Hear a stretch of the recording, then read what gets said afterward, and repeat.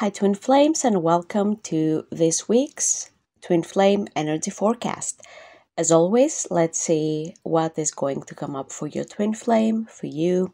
And our last card is the next steps that you can take in order to expedite your harmonious Twin Flame union. This is a general reading, but if you would like a personalized one, I have all the information for how to book yours under this video. So let's get started with a card for your Twin Flame. Let's see what the energy is going to be like for them and what's going to come up for them. And we have Get Grounded. So something that's really important that's going to come up on your Twin Flames journey is how to be more practical about it and how to be more grounded. And a lot of people, especially those who are very new to the Twin Flame journey, they kind of make this mistake of only associating it with like the higher chakras, being a little high of it because it's such an intense energy. And while it is true, there is intense energy, there's bliss, there's so much happiness, so many positive and beautiful emotions that can kind of make you feel very high, you know? It's also about being grounded, being practical, being down to earth. There's a balance between experiencing those two.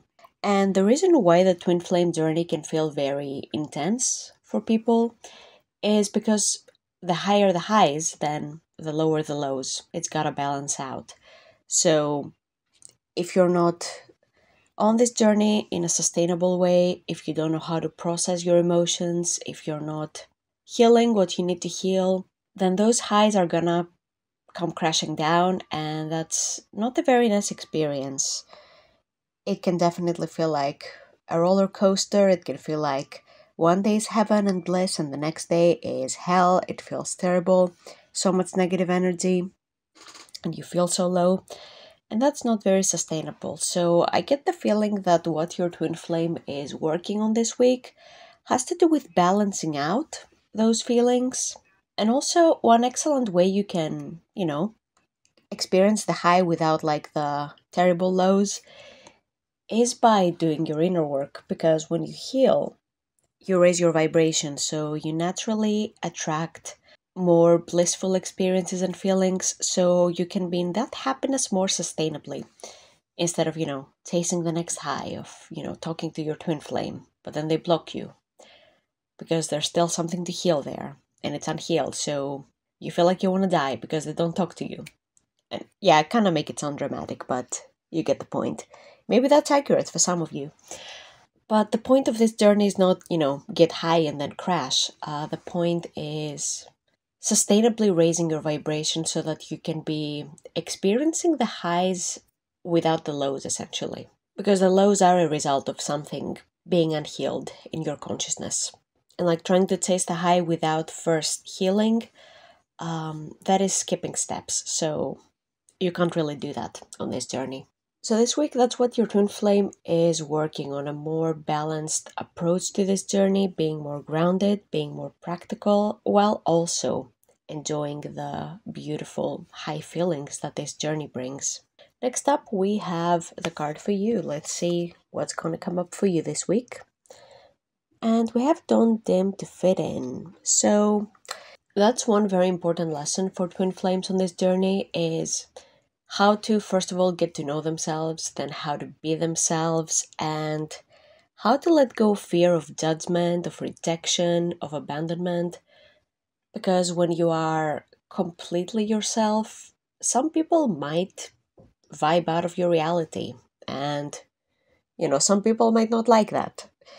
And that's not on you. It's not personal. Some people might get really triggered because they believe that you should conform to a certain idea. You should put yourself in a box to fit in. And if you're being authentic, that really triggers them because that's one of their limiting beliefs that you're bringing to the surface. And that's not a bad thing, that's a good thing. Because ultimately their soul needs to confront this limiting belief. However, there's the possibility that they want to choose that and instead they will blame you for making them uncomfortable, and that's fine too.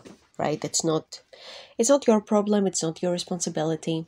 Your responsibility is to be your authentic self. And that's going to come up a lot this week.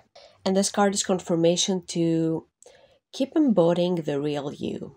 And don't be afraid of people who are negative about it. Because really, the people who are not willing to love you at your best and your most authentic, they don't really love you to begin with. So it's okay to let go of those relationships because you never really lose something real by letting them go.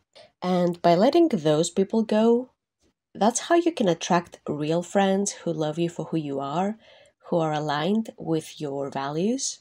So, for example, if you're on your twin flame journey and you want to make more friends who are more spiritual, more deep thinkers, people who heal and grow instead of staying stagnant and don't take responsibility for their feelings, that's the way to attract them, by being yourself. And having supportive friends and people who know what you're going through is extremely important when you're on your twin flame journey, because it can get very lonely without any support, without any friends, without a community. And that's something I experienced for myself actually. Before finding a community that resonated with me, it was just really isolating. And also, it might even affect your twin flame journey negatively because there were communities of twin flames that I would like join and see like if I like the vibe. And I noticed some of them were so negative and so focused on like my twin flame is doing this, my twin flame is doing that, blah blah blah, they're terrible. And that didn't feel good to me. It didn't feel good. There was a dissonance there. And on the other hand, when I found the community that I belonged in, that was positive, that was all about growth and coming into union and how you can manifest that and have that success, that was so relieving. And that was nice because then, you would go on the Facebook group and see all those posts of success stories of people, growing over the years, doing their inner work and getting the results. And it was so inspiring compared to, the never ending negativity in other places. So it's extremely important if you're serious about your journey to be part of a community, get involved, get to know people, because that's really going to help you. And that's going to make things a hell lot of easier because you're not alone and you're also seeing that, hey, that's something that works for other people, so it's going to work for me too. So it gets you inspired to keep going, even when things get tough. So, last but not least, let's see your next steps, your advice. What is it that you can do to speed things along on your twin flame journey? And we have Dance with Life. Do something to change your energy.